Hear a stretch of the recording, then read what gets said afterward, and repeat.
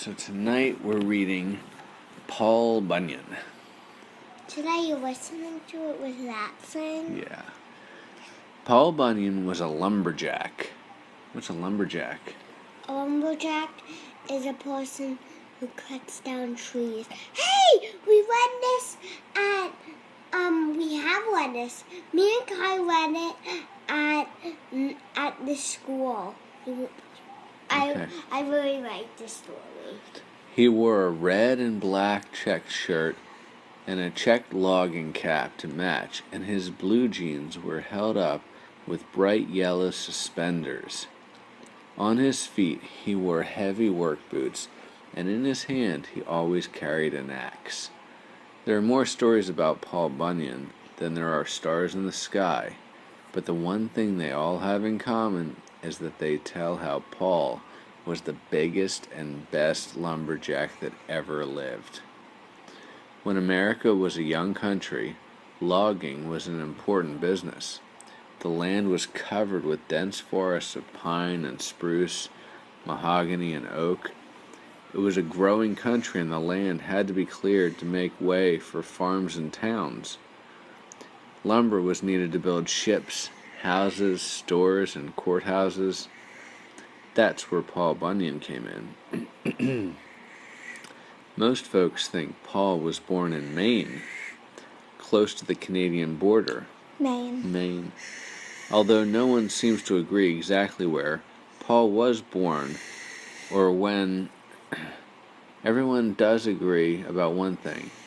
He was a big baby. It's said that at birth, Paul weighed 86 pounds, give or take a few. How many pounds is that? That's a heck of a lot, because you're probably about 40 pounds. Sweet. So there's like two of you when he was born. How much are you? I'm 150 pounds. So he was about half as big as me when he was born. He was like bigger than. He was like, how much did I have? Probably about 50. Bigger than you.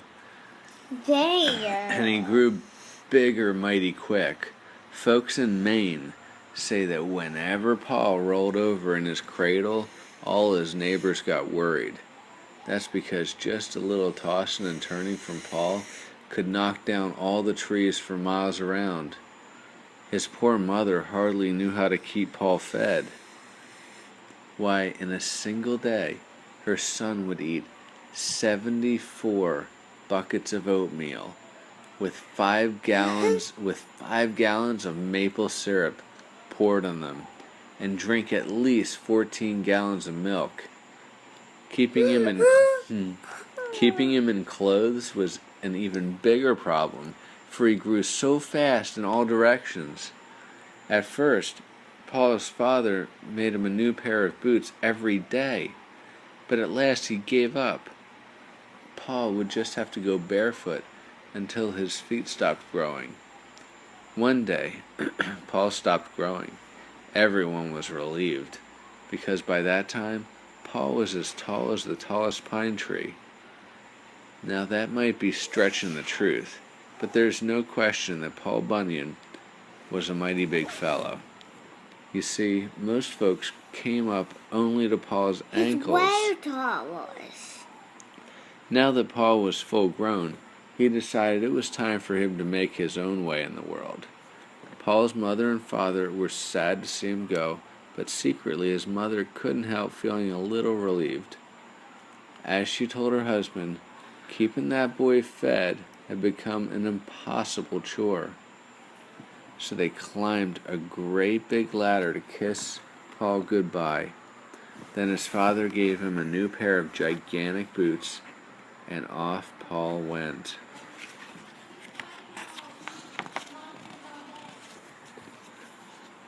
Soon he came to a logging camp.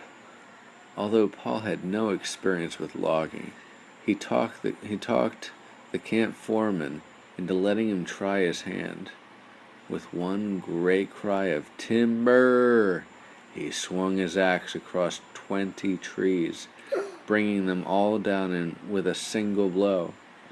The foreman's mouth dropped, and he hired Paul on the spot.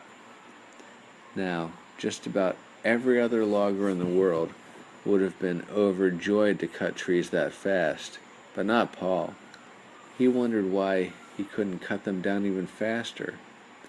He puzzled over this until he came up with an answer. The problem was his axe. Now, being as big as he was, Paul didn't use an ordinary axe. No, his axe had a head as big as a cow and a handle carved out of a whole pine tree. It worked pretty well at first, but when Paul really got it swinging, he had a bad habit of breaking the handle. He sure went through an awful lot of handles until he decided to design himself a whole new axe. First, he got a 50-yard piece of rope. Then he took the axe head off his old axe and tied it to the end of the rope. When the other loggers saw Paul's new axe, they just about died laughing. But their laughter didn't bother Paul. Gripping the rope tightly in his hands, Paul whirled the axe around him. The other loggers watched in amazement as Paul made 40 trees fall to the ground with a single whirl of the rope. Paul didn't stay at the logging camp long. If he had, there would have been no trees left for the other loggers to cut down, and they depended on the work so they and their families wouldn't starve. So Paul decided to strike out on his own.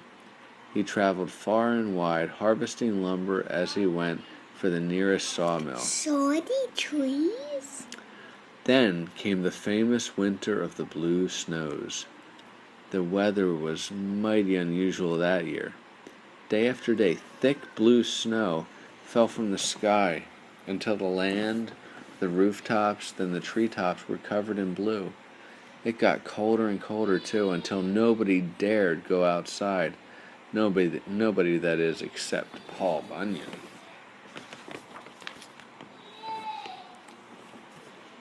On one of those cold blue days, Paul took off into the woods, whistling to himself to stay warm.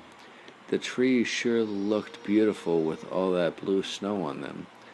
Paul was busy looking around when all of a sudden he tripped over something, which he often did since his feet were so far below his eyes.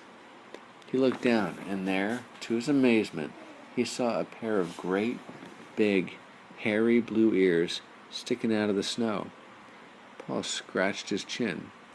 Then he reached down and grabbed on an ear in each hand.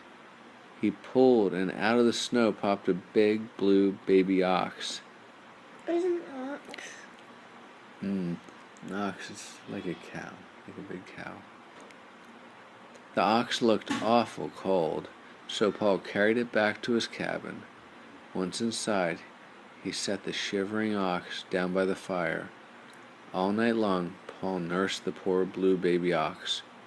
When morning came, the young animal stood up, leaned over, and licked Paul in the cheek with her big, rough blue tongue.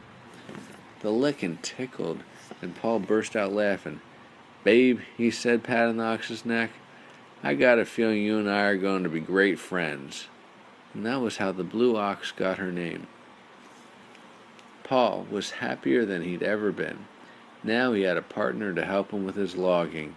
He'd cut down the trees, and Babe, the mighty blue ox, would haul them to the river where they floated to the sawmill. Like her master, Babe grew up to an enormous size.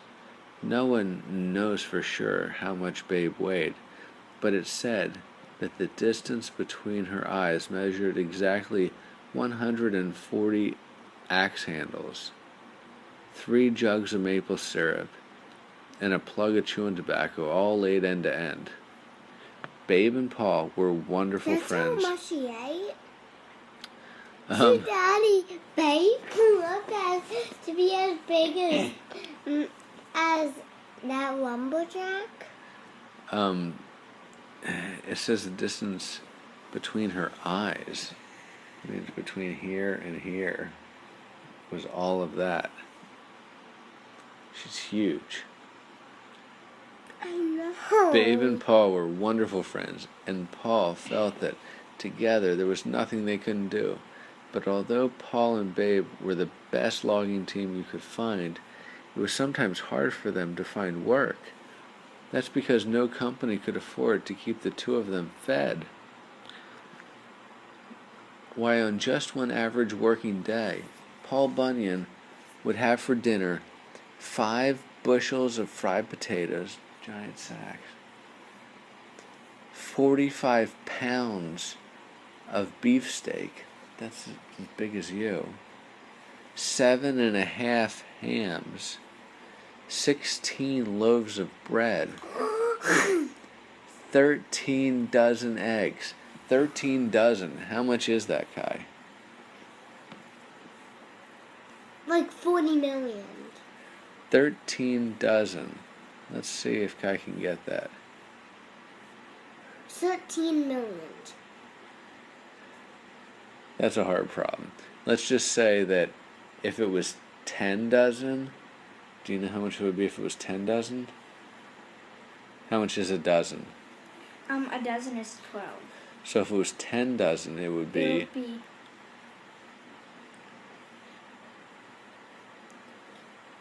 No, make it 13 dozen. We will. But first we have to find out 10 dozen. Why? Because if we can figure out 10 dozen, then we'll work on 13 dozen, because we should be able to get that. 10 dozen. If 1 times 12 is 12, then 10 times 12, we just take 12 and add a 0 to the end. What is it? 110, 102.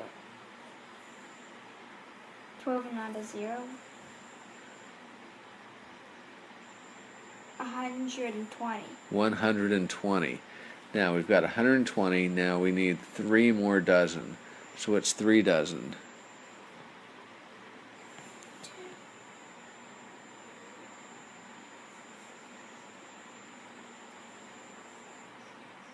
10 dozen. 6.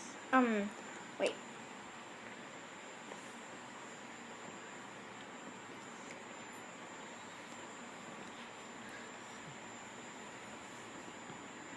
Three dozen is 12 plus 12 plus 12 makes 36. So, if we have 120 and we add 36 to it, do you know what it is? 156. So he needs 156 eggs. And to finish it all off, 678 pancakes, topped with 9 gallons of maple syrup. Paul would wash everything down with at least 10 gallons of strong black coffee. So you can see why Paul and Babe weren't too popular with logging camp cooks. So Paul decided to start a logging camp of his own. Paul's first logging camp was on the Onion River in the north woods of Minnesota. He hired several hundred lumberjacks. Paul wanted this to be the biggest logging camp ever, and it was. Old-time loggers who worked at Paul's camp claimed it was so big that the men needed maps and compasses just to find their way around it. Some folks say he dug the Great Lakes to supply the camp with water. The cookhouse alone covered 4 square miles. Food was carried from the kitchen to the dining room by means of horse-drawn wagons, and there was a pipeline that brought warm maple syrup right to each table. I've heard on good authority that the food in Paul's camp was mighty good. Sourdough Sam, the camp cook, made a mean venison stew and some pure, delightful fried chicken. But Sam's sourdough pancakes were every logger's all-time favorite. In fact, Sam was the world expert when it came to making pancakes, and sourdough pancakes were his own invention. They say Paul drained a small lake just so Sam would have enough room to mix his batter. And the griddle was so big that the kitchen staff had to tie great slabs of bacon to their So that feet. he makes it so big to them, Paul. Right. And so they'd have great slabs of bacon on their feet and skate across it each just to keep it pancake greased. It's bigger Well, than what? him. Each The pancake is kitchen cooks. they're way bigger than each pancake is bigger than Bigger him. than the cook, yeah.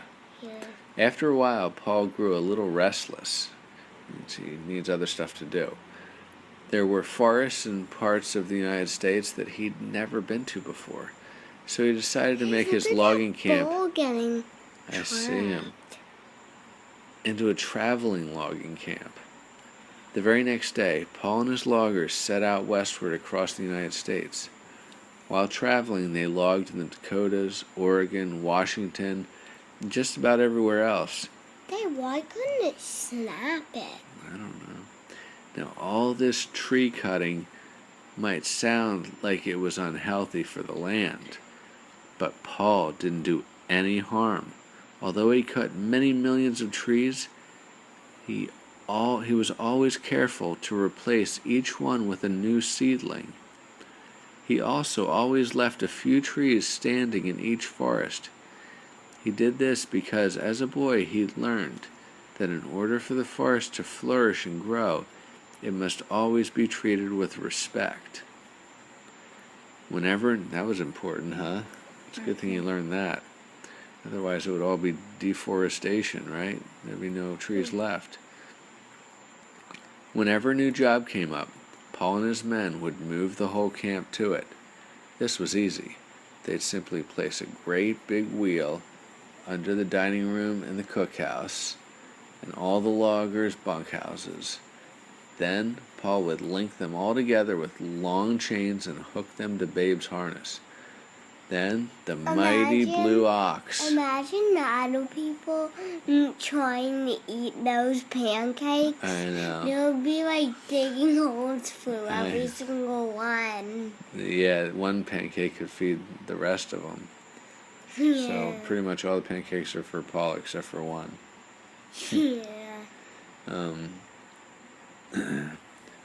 The mighty blue ox would go to work pulling the whole kit and caboodle behind her as if it were as light as a goose feather pillow. One time, Paul and his men were logging in Wisconsin.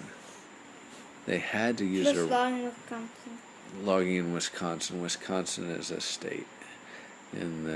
It's kind of in the middle of the United States and way to the north. They watching a piece of cheese on the top. It does look like that. It's a pat of butter. That's going to melt on top. The road was where are we? They had to use a road that was so crooked and tangled. On the top also. It does look like it. So crooked and tangled up that it couldn't even find its own way through the forest. Hey, why is that top thing on the top of every single pancake? Butter. Some people like to put butter on the top of a pancake. No, I mean that brown stuff. That's where it got cooked, so it's browner. The road was such a mess that loggers going back to camp on it would run right smack into themselves, coming the other way. People knew something had to be done. He considered the problem for a while, and then the solution came to him. He simply hitched Babe, the mighty blue ox, to the end of the road and called, "Come on, Babe, pull, pull, pull." Babe grunted and groaned and yanked as hard as she could. Yep. For a while, nothing happened. Then, with a crack, so loud it sounded as if the earth were splitting in two, that crooked road lost all of its kinks and became as straight as the straightest ruler. Pulled the road straight. Paul loved solving tricky problems like that. In fact, problem solving was one of his favorite activities. Of course, one thing leads to another, and all this problem solving eventually led to some inventions. Paul Babe is a bull? looks like a bull, but he's an ox. Paul invented the chainsaw and the double-headed axe. just about all the other tools loggers use today. Good The fight. chainsaw. You guys saw a man using a chainsaw today. Mm-hmm. He wasn't a logger, but well, he was cutting a tree, but okay. And that's just the tip of the iceberg when it comes to Paul's many accomplishments. It was Paul who got the Round River to run straight and who dug the St. Lawrence River. And when the Yellowstone River got frozen to the Missouri River during the winter of the big snow, who do you think got them unstuck again? Look how big his shovel is. Paul also created the Rocky Mountains and the Appalachian Mountains. Here's how he did it. See, when logging was at its height, some important people hired Paul and his crew to dig a canal across the middle of the country so logs could float back and forth. So Paul started digging, whistling as he worked. He shoveled so fast, before long he built up a great big heap of dirt to the right and another one to the left. And that's how the Rockies came to be on one side of the United States and the Appalachians on the other. When Paul was finished digging the canal, Babe kicked over a bucket of water and turned Paul's canal into the great Mississippi River. So you see, there wasn't much about the great outdoors that Paul wasn't mixed up in one way or another. Now you're probably wondering, whatever happened to Paul Bunyan, the greatest lumberjack of them all? Well, there's plenty of stories about that too. But most folks claim that the United States was just getting too civilized for Paul and Babe, so they headed north to Alaska, and the only state truly big enough for the two of them. Others, mostly loggers, insist that Paul Bunyan is still around the lower 48 states, like Maine and Pennsylvania. Daddy, they're incredible, Paul and Babe. I know. According to them, Paul's fame has made him a little retiring of late. Why did Babe grow up exactly like Paul? I have no idea. Must have had the same diet. And nowadays, he spends all his time deep in the northern woods. So remember, if you're ever out walking in the woods one day and you hear a voice holler, "Timber!" so loud it makes the whole forest shake, don't be too startled if you turn and find yourself looking right at the boot of Paul Bunyan, the greatest lumberjack of them all. The end. Daddy, I don't believe that Paul Bunyan is here. Daddy, aren't the people who made the Mississippi River dead now?